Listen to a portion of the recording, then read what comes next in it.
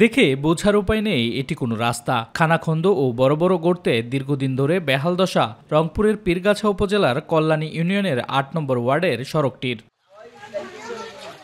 প্রতিদিন চরম দুর্ভোগ পোহাতে হয় সড়ক ব্যবহারকারী কয়েক হাজার পথচারী, যানবাহন চালক ও যাত্রীদের। এমনকি প্রায় ঘটে ছোট বড় দুর্ঘটনা। আমাদের এই রাস্তা দিয়ে চলাচল করা খুব সমস্যা হয়ে গেছে।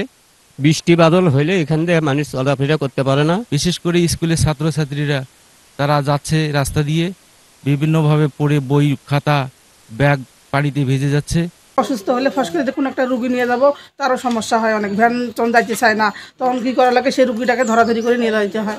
একটু বৃষ্টি হলেই জমে হাঁটু পানি, ফলে স্কুল কলেজগামী শিক্ষার্থীদের পড়তে হয় ভোগান্তিতে। ১.৫ কিলোমিটারের সড়কটি সংস্কারের জন্য একাধিকবার চেয়ারম্যান মেম্বারের কাছে গেলে মেলেনি কোনো সুফল। কোনো গাড়ি ঘোড়া চাই, গাড়ি ঘোড়া যেতে পারে না, ঘোড়া লাগে, ঘোড়ার মতো রাস্তাও নাই, বেশি জঙ্গল বাড়ি দিয়ে হাঁটা লাগে। পিছলি পরেই অনেক সময় বই ভিজে যায়, একটু বৃষ্টি হলে এখানে ১ হাঁটু পানি হয়। সাইকেল মোটরসাইকেল কেউ যেতে আসতে পারে না। সরকারের কাছে আমার এটা আবেদন, এই রাস্তাটা জানি পাকা করে দেয়। দ্রুত ফার্মগেট থেকে মাধবপাড়া পর্যন্ত সড়কটি সংস্কারে উদ্যোগ গ্রহণের কথা জানিয়েছে স্থানীয় জনপ্রতিনিধি ও উপজেলা প্রশাসন।